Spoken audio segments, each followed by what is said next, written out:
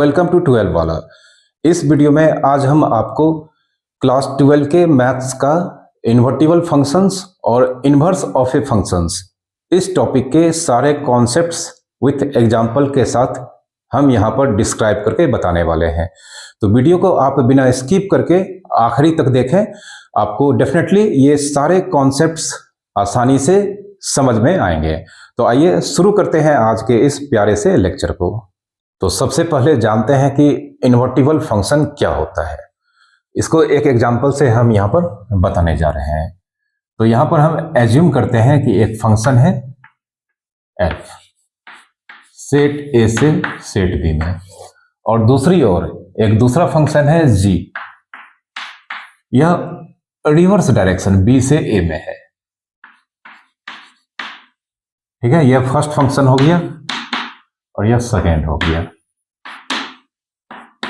First function set a से set b में है, दूसरा फंक्शन g सेट b से a में है। और यहां पर y इक्वल्स टू fx, यहां पर जानते हैं कि x belongs to set a होगा और y belongs to set b होगा। तो अगर यहां पर y इक्वल्स टू fx है, लेकिन यहां पर क्या होगा,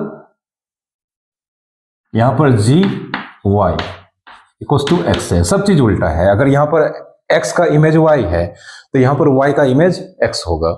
जैसे यहां पर फंक्शन a से b में है तो यहां पर b से a में है। और अगर x का इमेज y है, मतलब सेट a के किसी एलिमेंट x का इमेज अगर y है, तो यहां पर उल्टा सेट b के एलिमेंट y का इमेज x होगा। इसका मतलब जैसे यहां पर एग्जांपल, जैसे अगर हम मान लें f1 का वैल्यू 4 है, तो g में यहां पर फंक्शन g में यहां पर g4 का वैल्यू 1 होगा। या अगर हम f11 का वैल्यू मान लेते हैं 7 है, तो g जो फंक्शन होगा उसमें 7 का वैल्यू 11 होगा।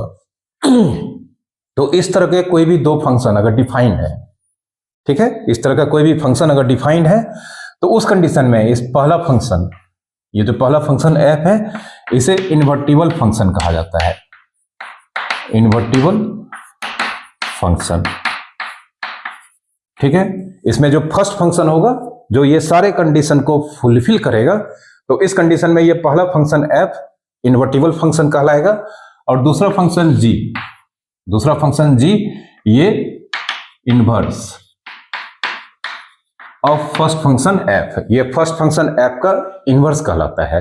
ठीक है, और इनवर्स ऑफ फंक्शन f जो कि यहां पर g है, इसे डिनोट किया जाता है मैथमेटिक्स में इस तरह से। ठीक है, ये पावर नहीं है, जस्ट एक सिंबल है।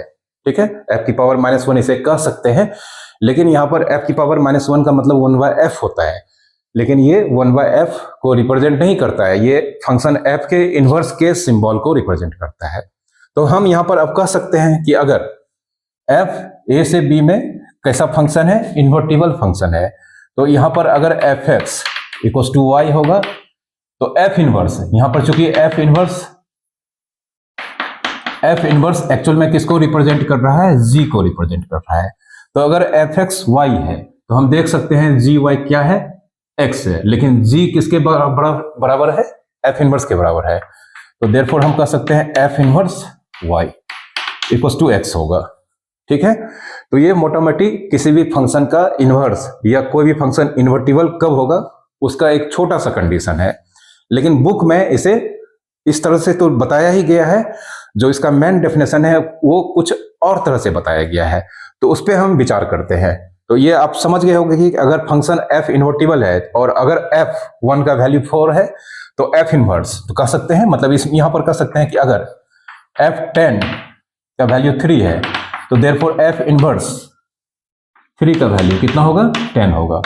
अगर f9 का वैल्यू 2 है, तो देयरफॉर f इनवर्स, कुछ नहीं करना है, ये सोचना भी नहीं है, अगर f9 फंक्शन f के थ्रू 9 का वैल्यू 2 है और f इन्वर्टिबल है, तो f का इनवर्स एग्जिस्ट करेगा यहाँ पर, और f इनवर्स 2 का वैल्यू कितना होगा, 9 होगा। तो ये सब हो गया कोई भी फंक्शन का इन्वर्टिबल कब होता है, क्या उसका मीनिंग होता है, उसके बारे में बात।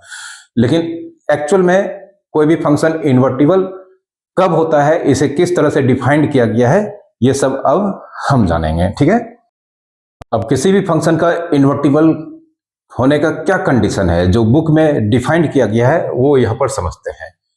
तो डेफिनेशन है यहाँ पर, डेफिनेशन को भी अभी हम डिफाइन कर देते हैं, फिर हम इसे एग्जाम्पल से एक्सप्लेन करके बताएंगे। तो यहाँ पर अगर फर्स्ट फंक्शन, ठीक है, first function f set A से सेट बी में है and y equals to fx, ठीक है, और सेकेंड फंक्शन g यह सेट बी से सेट ए में है, ठीक है, जो हम पहले भी बता चुके हैं कि अगर first function f set A से सेट बी में है और second function g set B से सेट ए में है, और यहां पर gy इक्वल्स टू कितना होना चाहिए, x, ये y है, gy इक्वल्स टू x, ठीक है, सच डेट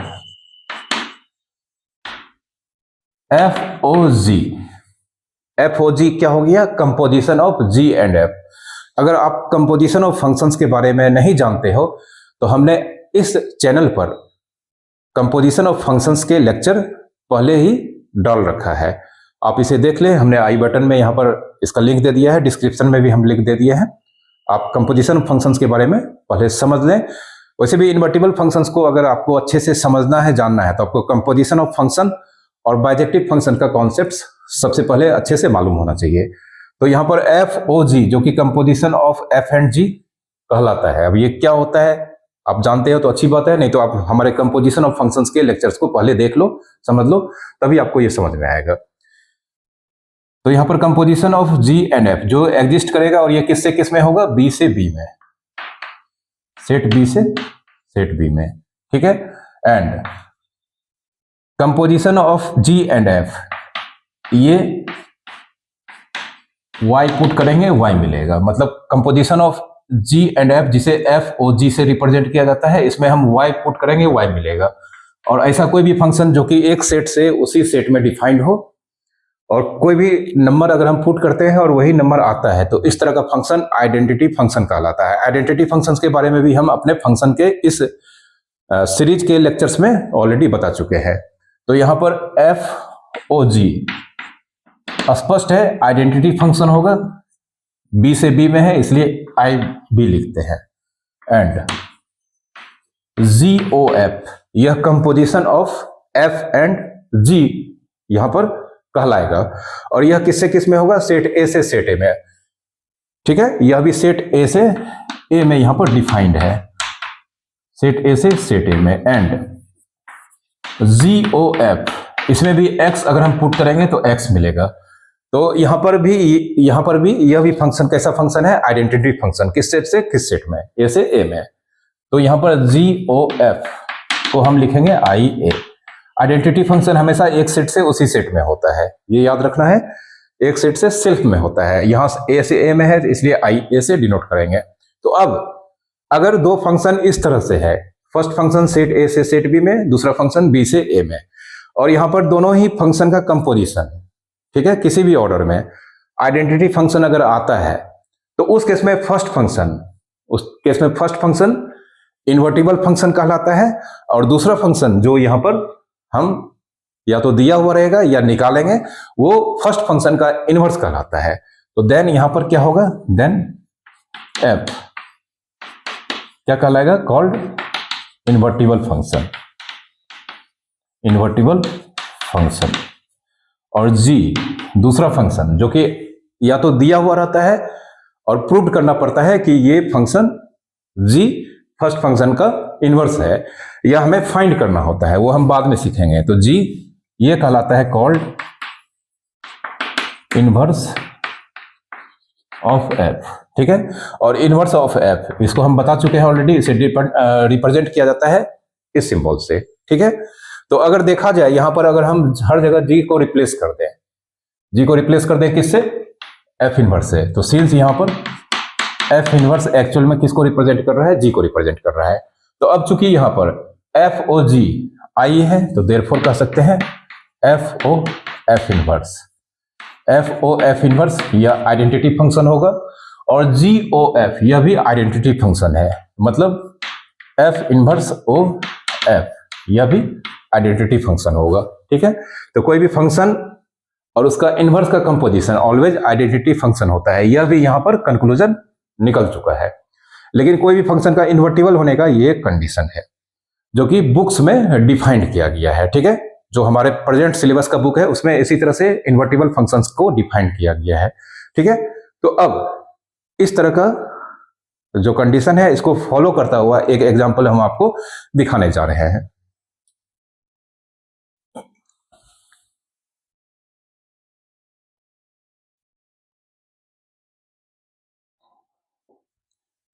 जैसे अगर हम यहां पर एक सेट लेते हैं, सेट ए 9 8 4 3 2 और set B 10 9 5 4 3। Function F set A से सेट बी में है and y equals to F X assume कर लेते हैं x प्लस 1। ठीक है,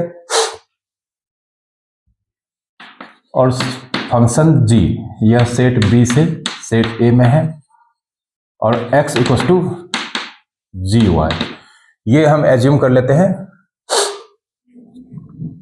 y माइनस 1। ठीक है, दो फंक्शन यहां पर एज्यूम कर लिए हैं, सेट a सेट b भी दिख रहा है। ठीक है, अब डायग्राम से हम यहां पर देखते हैं, ये सेट ए, ये सेट बी और ये सेट फिर से ए में एलिमेंट है 9 है 8 है 4 है 3 है 2 है। ठीक है, सेट बी में एलिमेंट है 10 9 5 4 3।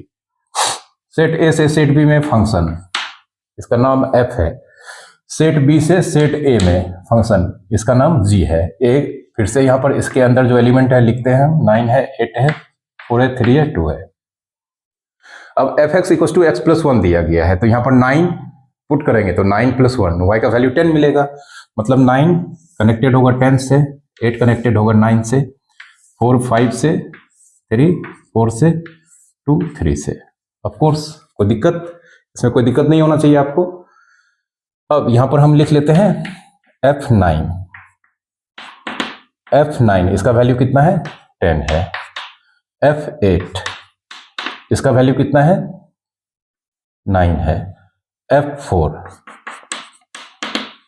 इसका वैल्यू 5 है। F3 इसका वैल्यू 4 है और F2 इसका वैल्यू 3 है। और यहीं पर यहां पर जी वाई वाई माइनस 1 है, तो अगर 10 पुट करेंगे तो 10 माइनस 1 9 होगा। मतलब 10 कनेक्टेड है 9 से, 9 8 से हो जाएगा, 5 4 से हो जाएगा, 4 3 से होगा और 3 2 से होगा। तो यहां पर हम इस डायग्राम में जी 10 मतलब जी के थ्रू 10 का इमेज कितना होगा 9 होगा। जी के थ्रू 9 का इमेज 8 होगा। जी के थ्रू 5 का इमेज 4 है। जी के थ्रू 4 का इमेज, जी के थ्रू 4 का इमेज 3 है और जी के थ्रू 3 का इमेज 2 है। तो ये हम एक एग्जांपल लिए हैं। अब हम यहां पर देखेंगे कि एफ ओ जी और जी ओ एफ इस दोनों का कंपोजिशन निकालेंगे और ये आइडेंटिटी फंक्शन होगा जो हम यहां पर इस एग्जांपल में देखेंगे। तो नाउ यहां पर एफ ओ जी किससे किस में होगा, बी से बी में होगा। ठीक है, और एफ ओ जी वाई इसका वैल्यू कैसे निकालते हैं, जो यहां पर सर्कल के पहले फंक्शन है एफ, इसको बाहर रखते हैं और जी वाई। ठीक है, इस तरह से इसका वैल्यू निकालते हैं। कंपोजिशन ऑफ फंक्शन में ये सब हम बताए हैं। ठीक है, अगर आप नहीं जानते हैं तो फिर आप जाकर कंपोजिशन ऑफ फंक्शन के लेक्चर को मस्ट वॉच जरूर देखें, तभी ये सब जो भी हम यहाँ पर एक्सप्लेनेशन देने जा रहे हैं वो समझ में आएगा। ठीक है, तो अब एफ ओ जी बी से बी में है, तो यहां पर मतलब जो y होगा ये अपना वैल्यू b से लेगा। तो सबसे पहले हम देते हैं क्या चीज, y का वैल्यू 10 और जानते हैं आइडेंटिटी फंक्शन होता है एफ ओ जी और जी ओ एफ दोनों आइडेंटिटी फंक्शन होगा, तो जो भी पुट करेंगे वो मिलना चाहिए, यहां पर जरूर मिलेगा। तो एफ ओ जी 10, तो f जैसे कि यहां पर बाहर करना है और जी 10, तो f G10 हम देख सकते हैं कितना है 9 है और F9 कितना है 10 है। तो एफ ओ जी के थ्रू 10 का इमेज 10 आया है। ये यहां पर शो करता है कि ये आइडेंटिटी फंक्शन के प्रॉपर्टी को रिप्रेजेंट कर रहा है। ठीक है, और भी सारे एलिमेंट का हम निकाल लेते हैं। एफ ओ जी, बी का दूसरा एलिमेंट है 9, और यहां पर ऑफकोर्स 9 ही आएगा। देख सकते हैं यहां पर एफ जी 9, तो एफ जी 9 कितना है 8, और एफ एट कितना है 9, तो यहां पर 9 होगा। फिर एफ ओ जी, बी का तीसरा एलिमेंट 5, तो एफ बाहर होगा और जी 5। अब जी 5 कितना है 4 है।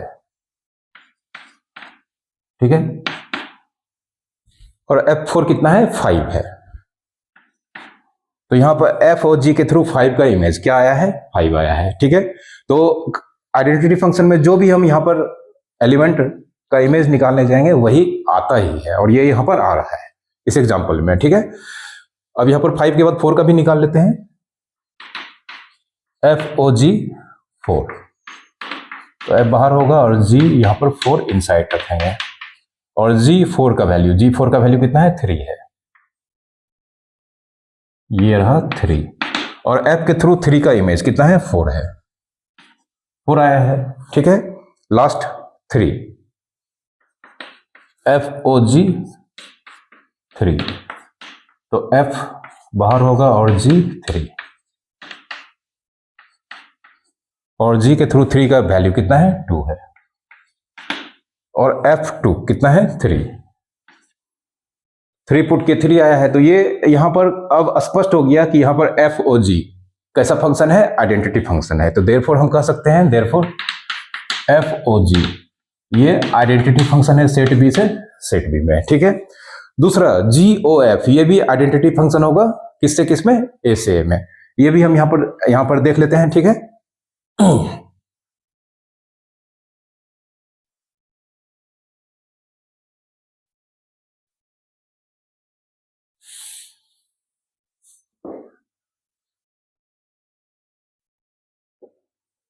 नौ जी ओ एफ।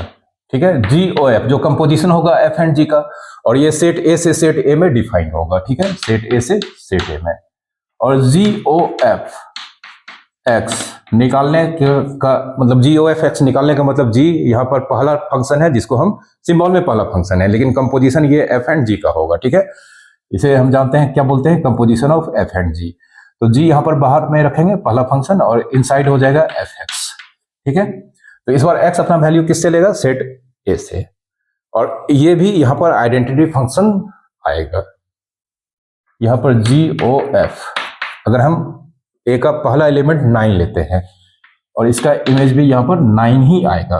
ठीक है, तो यहां पर इसका वैल्यू निकालते हैं, तो जी यहां पर आउटसाइड हो जाएगा F9। F9 कितना है 10 है, और जी के थ्रू 10 का वैल्यू 9 है। ठीक है, तो मैंने कहा था जो हम यहां पर पुट करेंगे वही आएगा, तो 9 पुट किए हैं 9 आया है। ठीक है, तो फिर ये भी आइडेंटिटी फंक्शन की ओर ही जा रहा है। अब 8 पुट करते हैं, जी ओ एफ 8, जी बाहर होगा और F8 यहां पर लिखते हैं अंदर में F8। F के थ्रू 8 का वैल्यू 9 है, और जी के थ्रू 9 का वैल्यू 8 है। 8 हम पुट किए 8 आया है। ठीक है, थोड़ा सा पेशेंस बना के आपको इस लेक्चर को देखना है। अगर आप रियल में पढ़ाई करते हो, कॉन्सेप्ट को समझना है, तो हर लेक्चर को आप बिना स्किप करके देखें, ताकि आपको कॉन्सेप्ट अच्छे से समझ में आए। ठीक है, जी ओ एफ 4,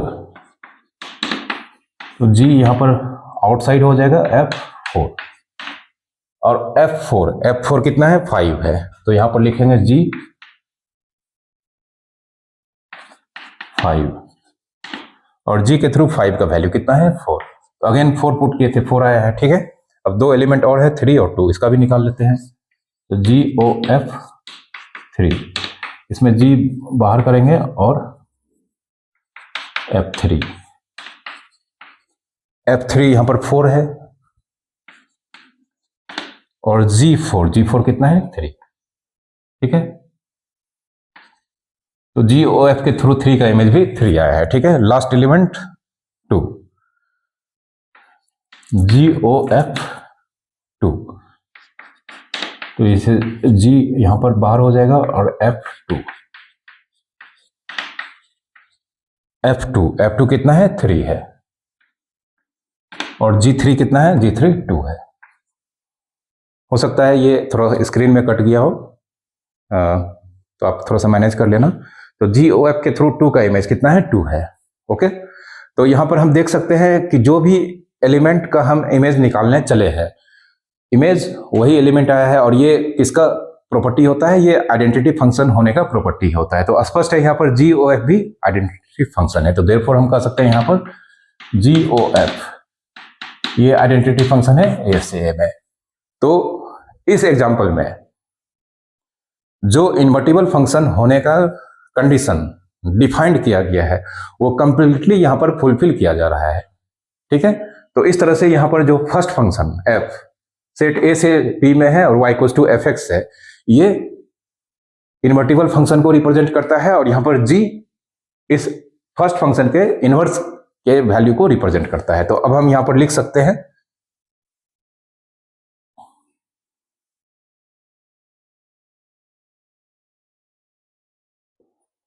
देयरफॉर हम यहां पर लिख सकते हैं फर्स्ट फंक्शन सेट A से set B is an invertible function,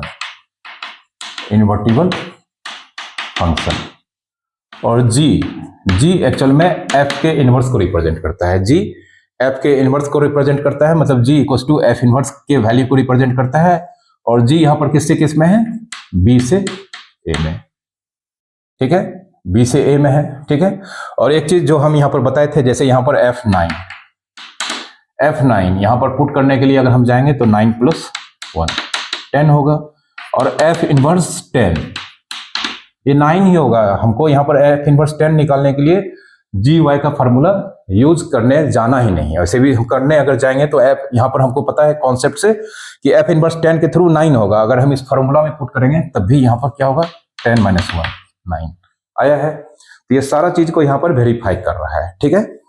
तो ये एग्जांपल कंप्लीटली इन्वर्टिबल फंक्शंस के कॉन्सेप्ट्स को रिप्रेजेंट करता है, उसके सारे कॉन्सेप्ट्स को यहां पर डिस्क्राइब कर रहा है, ठीक है।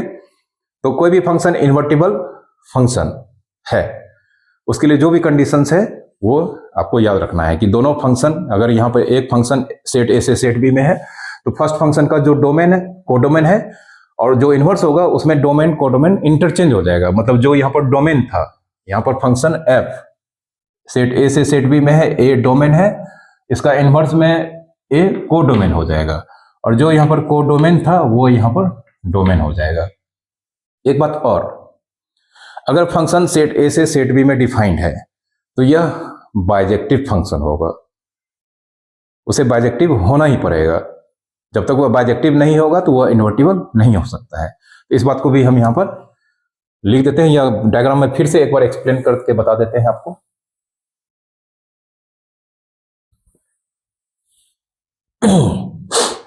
यहां पर ये सेट,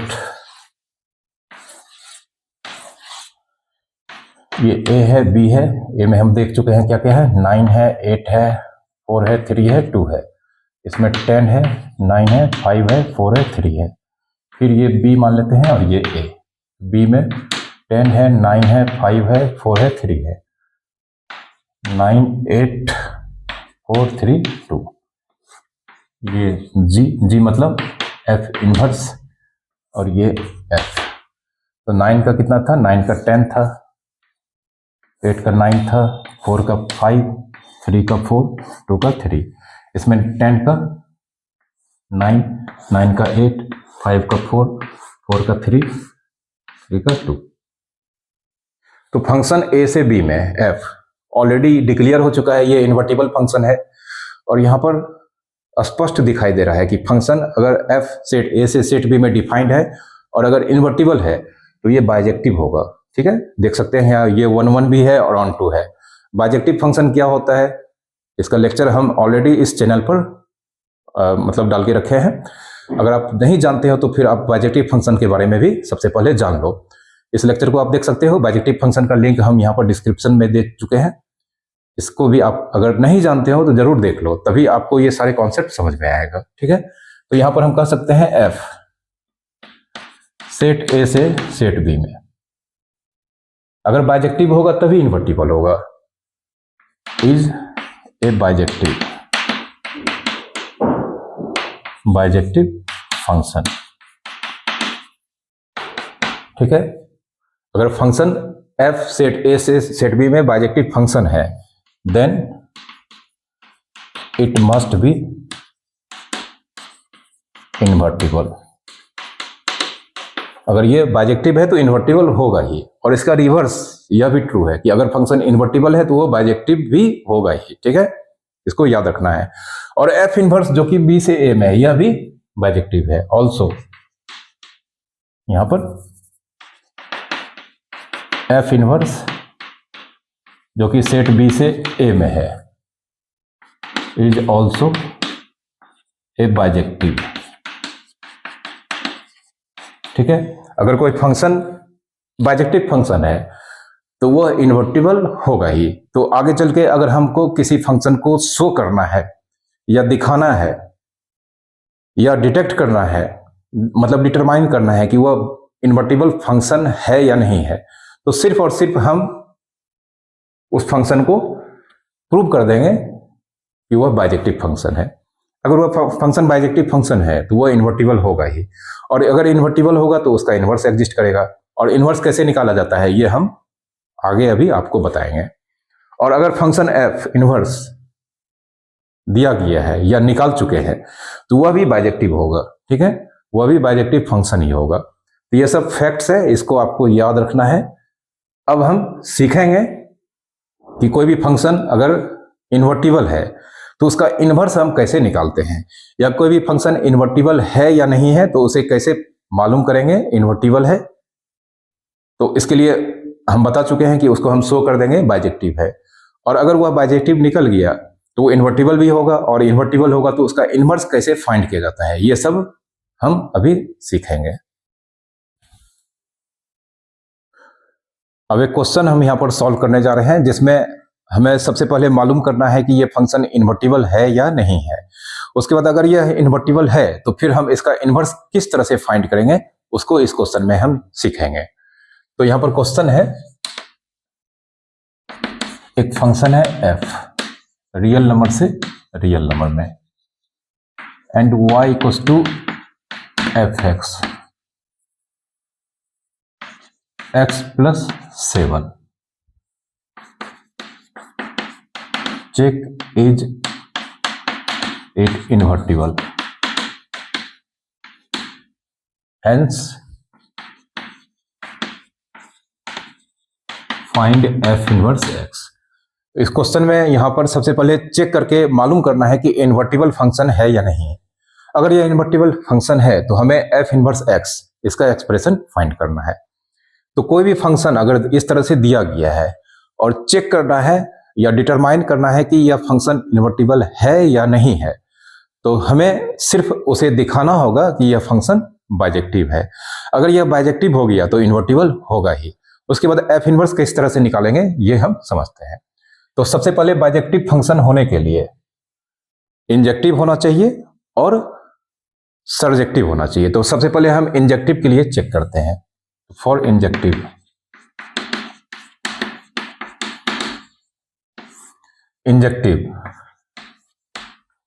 इंजेक्टिव किस तरह से डिटरमाइन किया जाता है ये ऑलरेडी हम अपने इस चैनल पर ऑलरेडी इसका लेक्चर अपलोड कर चुके हैं। अगर आप नहीं जानते हो तो फिर हमारे इंजेक्टिव फंक्शंस के लेक्चर को भी आपको देखना होगा। ठीक है, तो यहां पर let x1 x2 belongs to दो आर्बिट्रेरी एलिमेंट x1 x2 यह डोमेन से लिया गया है। फिर यहां पर दोनों आर्बिट्रेरी वैल्यू पर fx1 और fx2 मतलब दोनों आर्बिट्रेरी वैल्यू पर फंक्शन का वैल्यू इक्वल्स है, ये एज्यूम करना होता है। इसके बाद हम यहां पर सिंप्लीफिकेशन करेंगे और अल्टीमेटली अगर x1 इक्वल्स टू x2 आ जाता है तो फंक्शन इंजेक्टिव होगा। अब fx1 दिया गया है x प्लस 7, तो fx1 क्या हो जाएगा x1 प्लस 7, और इसी तरह से fx2 क्या हो जाएगा, x2 प्लस 7, 7 कैंसिल हो जाएगा, तो x1 equal to x2, x1 equal to x2 आया, हेंस ये यहां पर इंजेक्टिव होगा, हेंस इट इज इंजेक्टिव, ये इंजेक्टिव है। अब इंजेक्टिव के बाद अगर ये सर्जेक्टिव भी होगा तभी जाकर यह बाइजेक्टिव होगा। तो फॉर सर्जेक्टिव, सर्जेक्टिव दो तरह से प्रूव किया जाता है, या तो हम रेंज निकालेंगे, रेंज अगर कोडोमेन के इक्वल्स आ जाता है तब सर्जेक्टिव होगा, या हमें दिखाना होगा कि कोडोमेन का एवरी एलिमेंट का प्री इमेज डोमेन में है, तभी यह क्या होगा, सर्जेक्टिव होगा। ठीक है, तो हम यहां पर दोनों में से किसी भी मेथड को इस क्वेश्चन के लिए लेकर आगे बढ़ सकते हैं। तो सिंस यहां पर y इक्वल टू दिया गया है x प्लस 7, तो y का वैल्यू अभी x के टर्म में है, अब हम x का वैल्यू y के टर्म में निकालेंगे। यहां पर y minus 7 equal to x, तो therefore x equal to y minus 7। अब y अपना वैल्यू कहां से लेगा, रियल नंबर में, तो रियल नंबर में बहुत सारा रियल नंबर होगा, तो क्या हम यहां पर कोई भी रियल नंबर पुट करेंगे, कोडोमेन का कोई भी रियल नंबर अगर हम यहां पर उसका वैल्यू पुट करते हैं जो कि x जो डोमेन में होगा, तो क्या कोई भी रियल नंबर जो हम यहां पर पुट करेंगे उसके लिए जो x का वैल्यू मिलेगा, क्या वो हमेशा रियल नंबर होगा। इस केस में तो डेफिनेटली हम देख सकते हैं यहाँ a बाई बी के फॉर्म में है नहीं, तो यहाँ पर फॉर एवरी, ये एवरी का सिंबल है, for every y belongs to r, तो r इधर भी है, ये r इधर भी है, लेकिन ये y बिलोंग्स टू r का मतलब ये कोडोमेन, तो यहां पर लिख देते हैं कोडोमेन। ठीक है, for every y belongs to r, y minus 7 equal to x is defined. ठीक है, y माइनस 7 जो कि x को रिप्रेजेंट करेगा, ये ऑलवेज क्या होगा, डिफाइंड होगा। तो hence defined and real, defined का मतलब ये होता है रियल, डिफाइंड होने का मतलब रियल, अगर डिफाइंड नहीं होगा तो रियल नहीं होगा। तो hence every y belongs to r, अगर ये डिफाइंड है तो इसका मतलब एवरी y जो हम इस कोडोमेन से लेंगे उसका प्री इमेज x में मिलेगा। तो हेंस यहां पर कर सकते हैं for every y belongs to r has pre image in domain,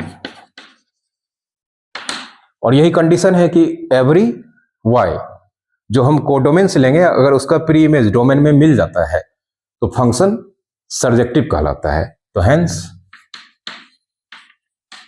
f is surjective.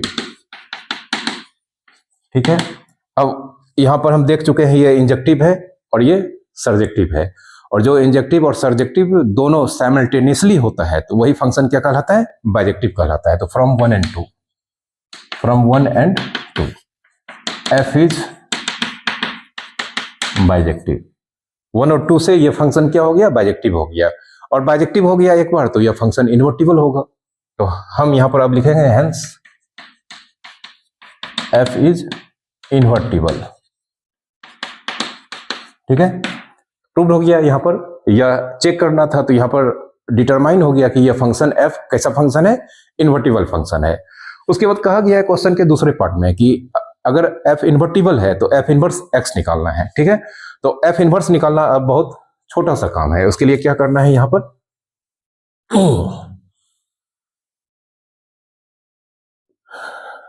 f inverse, अब यहां पर fx equal to y, fx y है तो हम जानते हैं f inverse y equal to x, मतलब यहां पर f इनवर्स का एक्सप्रेशन किसके टर्म में होगा, y का, और वो किसका वैल्यू होगा, x का।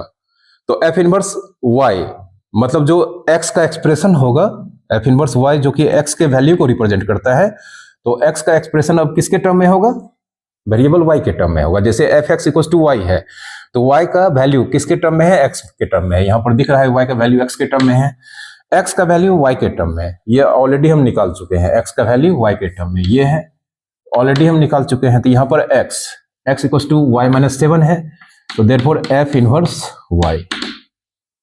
ठीक है, वैसे भी अगर आपको सिर्फ अगर f इनवर्स x निकालना हो तो हम इस तरह से निकालेंगे, मतलब y का वैल्यू x के टर्म में है, x का वैल्यू y के टर्म में निकाल लेंगे, और जो x का अल्टीमेटली वैल्यू आएगा वही एफ इनवर्स वाई के वैल्यू को रिप्रेजेंट करेगा। तो यहाँ पर एफ इनवर्स एक्स को वैल्यू को एफ इनवर्स वाई एक्स के वैल्यू को रिप्रेजेंट करता है और एक्स यहाँ पर वाई माइनस 7 के बराबर है। तो F inverse Y Y minus 7 के बराबर होगा, लेकिन हमें एफ इनवर्स एक्स निकालना है।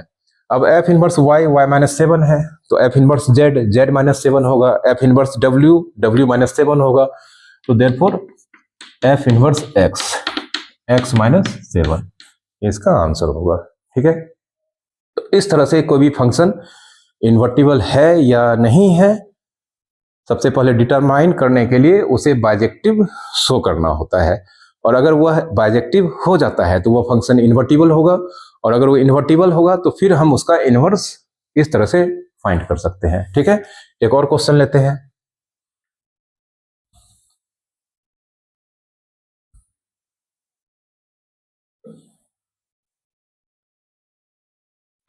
क्वेश्चन है यहाँ पर एफ रियल नंबर से रियल नंबर में एंड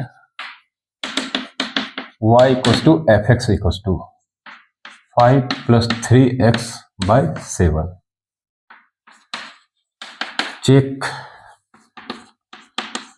इज इट इन्वर्टिबल।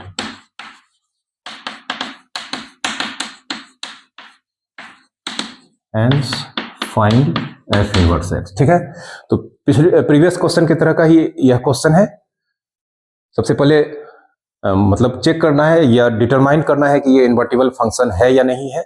अगर यह इन्वर्टिबल फंक्शन है तो फिर एफ इनवर्स एक्स का एक्सप्रेशन फाइंड करना है। तो सबसे पहले क्या करेंगे, इंजेक्टिव है या नहीं है यह मालूम करेंगे। तो फॉर इंजेक्टिव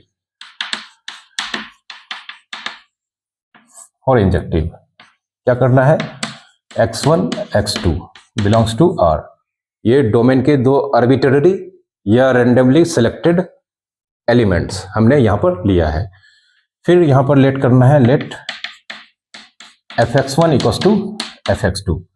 फिर fx1 इक्वल्स टू fx2 ये भी एज्यूम करना होता है, और इसके बाद सिंप्लीफिकेशन करने के बाद अगर x1 इक्वल्स टू x2 आ जाता है तो ये फंक्शन इंजेक्टिव होगा। अब fx1 fx दिया गया है f 5 + 3x / 7, तो fx1 हो जाएगा 5 + 3x1 / 7 और fx2 हो जाएगा 5 + 3x2 / 7।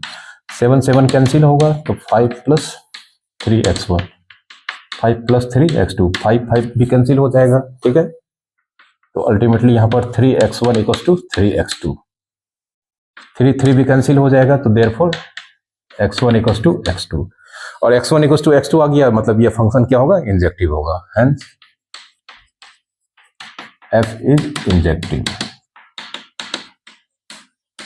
ठीक है, इसे इस तरह से सॉल्व करना होता है, इस तरह से लैंग्वेज में लिखना होता है। एग्जामिनेशन में अगर आपको इस तरह का क्वेश्चन आता है तो आपको इस तरह से लैंग्वेज में लिखना होगा। ये मैथमेटिकल लैंग्वेज है, इसी तरह से आपको लिखना होगा। ठीक है, अब फॉर सर्जेक्टिव के लिए हम इस बार दूसरा मेथड यूज करेंगे। फर्स्ट मतलब जो प्रीवियस मेथड हम यूज किए थे उस इससे भी सॉल्व कर सकते हैं। यहां पर हम इस बार क्या करेंगे, रेंज निकालेंगे। ठीक है, तो since x belongs to R, x कहां से बिलोंग करता है, रियल नंबर से। यहां पर x के साथ 3 मल्टीप्लाई है, तो 3x बिलोंग्स टू R, मतलब रियल नंबर x है और इसमें 3 से मल्टीप्लाई करेंगे तो real number into real number होता है। अब 3x पे 5 ऐड किया गया है, 3x + 5 ये भी क्या होगा, रियल नंबर होगा, क्योंकि दो रियल नंबर का सम यूनिक रियल नंबर होता है। क्लास 10th या 9th में जिसमें आपको रियल नंबर्स के बारे में बताया गया है, वहां पर ये सब आप सीख चुके होंगे। तो x रियल नंबर है और 3 रियल नंबर है, real number into real number unique real number. फिर 3x + 5, x यहाँ पर रियल नंबर है और 3x भी रियल नंबर है, तो real number into real number, ये रियल नंबर हो गया, और रियल नंबर में 5 ऐड करेंगे तो रियल नंबर होगा। फिर इसे नॉन जीरो रियल नंबर 7 से डिवाइड किया गया है, तो 3x + 5 / 7 ये भी रियल नंबर होगा। ठीक है, यूनिक रियल नंबर होगा, बट होगा ऑलवेज रियल नंबर। और 5 + 3x / 7 ये किसको रिप्रेजेंट करता है, y। इसको हटा के हम लिखेंगे y बिलोंग्स टू R। अब y क्या है, ये y इस कोडोमेन के एलिमेंट मतलब इमेज के बारे में ये इमेज का वैल्यू है, और इमेज के बारे में इंफॉर्मेशन दिया जा रहा है कि ये रियल नंबर है। मतलब इमेज, यहाँ पर एवरी इमेज के बारे में इंफॉर्मेशन दिया जा रहा है कि ये रियल नंबर से बिलोंग करता है। और एवरी इमेज का इंफॉर्मेशन, एवरी इमेज के बारे में अगर इंफॉर्मेशन मिल रहा है तो एवरी इमेज का कलेक्शन क्या कहलाता है? रेंज कहलाता है। तो यहाँ पर रेंज, रेंज रेंज किसको रिप्रेजेंट करता है? आर, क्योंकि वाई सारे इमेजेस के बारे में इंफॉर्मेशन को बता रहा है जो कि रियल नंबर से बिलोंग करता है। तो कह सकते हैं यहाँ पर रेंज क्या है? Real number. एक भी कॉन्ट्राडिक्शन वाला कंडीशन यहाँ पर हमारे सामने नहीं आया है। तो अल्टीमेटली यहाँ पर रेंज इक्वल्स टू आर, और ये आर चूंकि वाई बिलोंग्स टू बाद वाला सेट है, तो यहाँ पर रेंज इक्वल्स टू आर मतलब ये बाद वाले आर मतलब कोडोमेन, और रेंज इक्वल्स टू अगर कोडोमेन होता है तो फंक्शन क्या कहलाता है? Surjective. Hence it is surjective. अब इंजेक्टिव ऑलरेडी आ चुका है, सर्जेक्टिव भी है, तो ये फंक्शन बाइजेक्टिव होगा। Hence it is bijective. अब बाइजेक्टिव है तो इन्वर्टिबल भी होगा, तो हेंस इट इज इन्वर्टिबल। ठीक है, तो ये इन्वर्टिबल अल्टीमेटली आ चुका है। अब इन्वर्टिबल आ चुका है तो ये इसका इन्वर्स एग्जिस्ट करेगा, तो अब इसका इन्वर्स का वैल्यू हम फाइंड करते हैं। ठीक है, प्रीवियस क्वेश्चन में चूंकि ऑलरेडी हम बीच में ही निकाल चुके थे, लेकिन इसमें उस तरह का अभी कोई एक्सप्रेशन नहीं आया है, तो हम यहाँ पर इन्वर्टिबल आ चुका है, ये तो पता चल चुका है। अब इन्वर्टिबल है तो इसका इन्वर्स निकालेंगे। तो ठीक है, तो यहाँ पर since y equals to F X equals to दिया गया है 5 + 3x/7, तो यहाँ पर एफ एक्स को हटा देते हैं। ठीक है, ये इन्वर्स निकालने का एक दूसरा मेथड है, लेकिन सबसे पहले आपको यह मालूम कर लेना चाहिए कि जो फंक्शन जिसका हम इन्वर्स यहाँ पर निकालने जा रहे हैं वो इन्वर्टिबल फंक्शन है या नहीं है।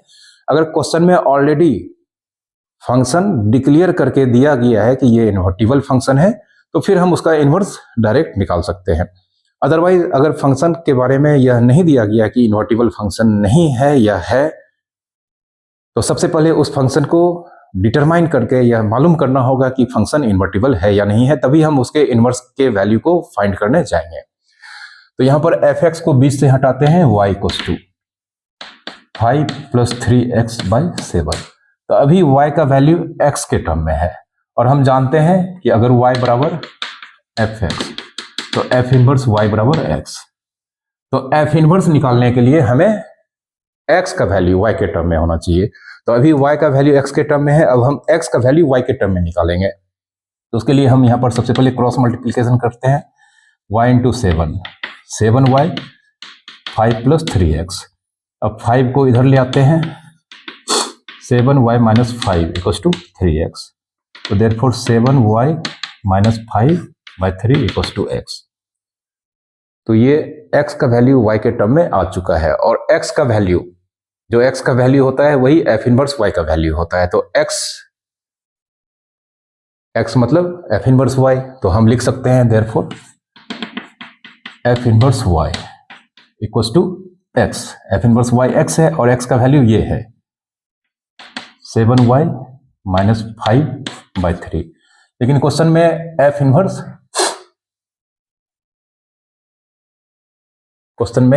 x निकालने दिया गया, तो कुछ नहीं करना है, तो देयरफॉर f इनवर्स x, जहां जहां y है वहां पर x से रिप्लेस कर देंगे, 7x - 5/3, ये इसका आंसर होगा। ओके,